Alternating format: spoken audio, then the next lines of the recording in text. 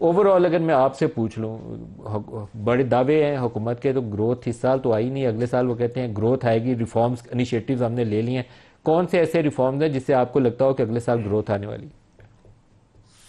बिस्मिल्लाहिर्रहमानिर्रहीम। नदीम, सबसे पहले तो मैं इस बात को एक्नॉलेज करना चाहूँगा कि पिछला साल जो है वो वाकई फाइनेंस मिनिस्टर साहब और उनकी टीम ने जो है वो बहुत अच्छी अचीवमेंट्स किए हैं। हमने हिस्ट्री में देखा है कि जो है कमिटमेंट्स को ऑनर करना बड़ा मुश्किल होता है, या किसी जगह पे रिफॉर्म्स को कमिट करके जो है उस रिफॉर्म को इम्प्लीमेंट करना बहुत मुश्किल होता है। तो इन्होंने 9.4 ट्रिलियन का रेवेन्यू था, उसको इन्होंने 12 ट्रिलियन टारगेट किया, और इस टीम ने जो है वो 11.9 अचीव कर लिया। इट इज़ हिस्टोरिक कि 2.5 ट्रिलियन की ग्रोथ, जबकि करेंसी स्टेबल हो 280 रुपये पे, स्टेबल करेंसी पे आप जो है वो थ्रू जो है वो मेजर्स ऑफ इम्प्लीमेंटेशन आप जो है वो फील्ड में से 2.5 ट्रिलियन रुपीज़ की जो है वो रेवेन्यू ग्रोथ ले जाए। दूसरा सबसे बड़ा स्टेप आई बिलीव जो जिसको अप्रिशिएट करने की बात है वो ये है कि 22% का सूद 11% पे आया। तो मॉनेटरी पॉलिसी की जो भी स्टेट बैंक ने मेजर्स दिए वो सक्सेसफुल हुए, और वो सक्सेसफुल होके हमने देखा कि इन्फ्लेशन ईयर ऑन ईयर 4.7 पे आया, जिसकी वजह से सपोर्ट मिलते हुए 11% पे आई। ऑल्दो आज भी मैं ये कहता हूँ कि ये पॉजिटिव इंटरेस्ट रेट 6.4 बहुत ज़्यादा है। तो उसके बाद जो सबसे बड़ी अचीवमेंट जो मैं समझता हूँ वो है कि करेंसी को स्टेबल रखा गया 280 रुपये पे। और आखिर में मैं प्राइवेट सेक्टर का भी रोल जो है उसको भी एक्नॉलेज करूँगा कि स्टेबल करेंसी, 22% का सूद, 14 सेंट की एनर्जी, और उसके बाद जो है एक्सपोर्टर्स ने 6 से 7% की जो है वो जेन्युइन ग्रोथ किया इस हालात में। तो ये पिछले साल के रिव्यू में आई बिलीव इसी को देखते हुए फाइनेंस मिनिस्टर साहब पॉजिटिव हैं कि अब क्योंकि इंटरेस्ट रेट 11 हो गया, एनर्जी की प्राइसेस भी जो आईपीपी के रिफॉर्म्स हुए, आईपीपी के कॉन्ट्रैक्ट्स रिवाइज करने के बाद उनकी कैपेसिटी पेमेंट्स रिवाइज हुई हैं, तो इंडस्ट्री का जो पिछले महीने बिल आया नदीम वो 29 रुपये 60 पैसे आया, which is equivalent to 10.5 cent. और यही बिल पिछले साल जो है जून की आज के दिन ही जो आया था वो 45 रुपये 16 पैसे का था।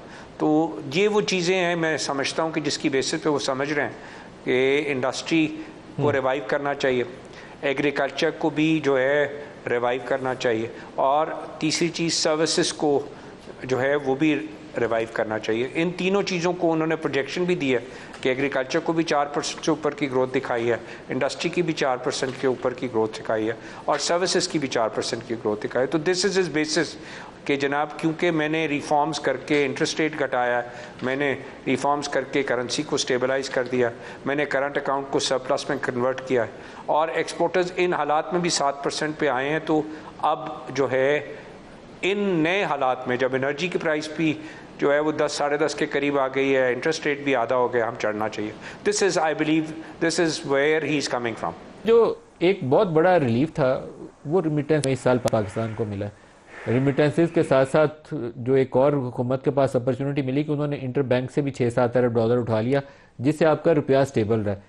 ग्रोथ वाला तो काम ना इस साल हुआ है ना अगले साल मुझे नजर आता है। वो रिफॉर्म्स भी ना इस साल इनिशिएटिव, अभी मिफ्ता साहब ने भी गिनवा दिया कि जो किए जा सकते थे रिफॉर्म इनिशिएटिव, स्ट्रक्चरल रिफॉर्म दिए जा सकती थी, वो स्ट्रक्चरल रिफॉर्म हमने नहीं की। गौर साहब, सब्जेक्टिव बात हम कर रहे हैं कि कमोडिटी प्राइस बढ़ जाती तो क्या होता है। तो कमोडिटी प्राइस तो बढ़ी नहीं, कमोडिटी प्राइस तो घट गई, ये रियलिटी है।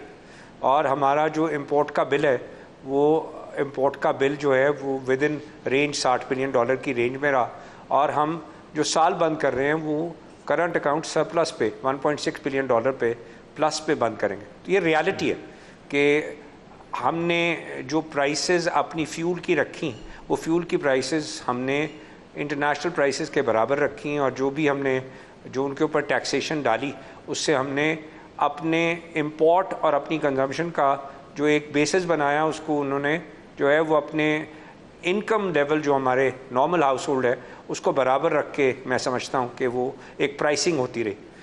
आप जब दुनिया में कीमत बढ़ती है और हमारे पास डॉलर नहीं होते तो आपने देखा है, तो फिर तो आप कीमतें बढ़ाते हैं ताकि जो है वो कर्टेलमेंट हो सके। तो आपने इकॉनमी को एक, मैं ये समझ रहा हूँ कि इकॉनमी को आपने एक नज़र को देखते हुए चलाया कि स्टेट बैंक ने इन्फ्लेशन के नंबर्स को फॉलो किया है, उसने लीड नहीं किया कि मैं इंटरेस्ट रेट तोड़ता हूँ मॉनेटरी पॉलिसी के तहत। उसने बल्कि देखा है और बहुत कॉशियसली स्टेट बैंक जो है वो अपना इंटरेस्ट रेट तोड़ता हुआ 11 पे लाया है। आपने पूरे साल में इन्फ्लेशन नंबर 4.7। अब इसको हम ये कह सकते हैं कि ये फ्यूल प्राइसेस टूटी, इसकी वजह से आया। हम ये कह सकती हैं कमोडिटी प्राइस टूटी, इसकी वजह से आया। हम ये कह सकते हैं कि जनाब ये जो सारा कुछ हुआ है ये गॉड गिफ्टेड है। Yes, it is a reality कि रियलिटी में ये सब कुछ हो गया है। तो मैं ये कह रहा हूँ कि इस रियलिटी को देखते हुए आज के दिन हमारे पास इंटरेस्ट रेट एनवायरनमेंट है 11% का, और आज के दिन हमारे पास इन्फ्लेशन का एनवायरनमेंट है 4.7% का, और हमारे पास आज रूम है, मैं समझता हूँ कि इंटरेस्ट रेट और तोड़ सके। अगर इंटरेस्ट रेट और तोड़ते हैं तो इकॉनमी जो है वो चलेगी। अगर हम संभल गए आज के दिन इस सारी बात के बाद 3 साल, तो मैं ये समझता हूँ कि एक ये रियलिस्टिक टारगेट है कि 4% की ग्रोथ हम ले सकते हैं। एक नाकामी साल से नजर आती है वो पाकिस्तान से बरामदात का नाम पड़ना है, जिसकी वजह से हम हर दूसरे साल हाथ जोड़ के वॉशिंगटन में IMF के दरवाजे पे खड़े होते हैं। बरामदात क्यों नहीं बढ़ रही? इसका नदीम मैं जवाब दे देता हूँ।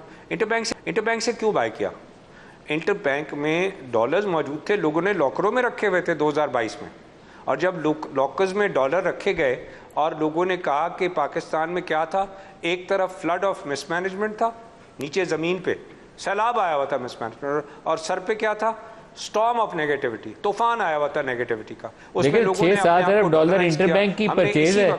आज से 2 साल पहले 350 रुपए का एक्सचेंज रेट देखा है ओपन मार्केट में, और ये कहते सुना है कि 500 हो जाएगा, और अल्हम्दुलिल्लाह 2 साल गुजरने के बाद आज 280 पे खड़े। वो $10 बिलियन जो लोगों ने लॉकरों में रखा था नदीम, वो सारा बाहर आया।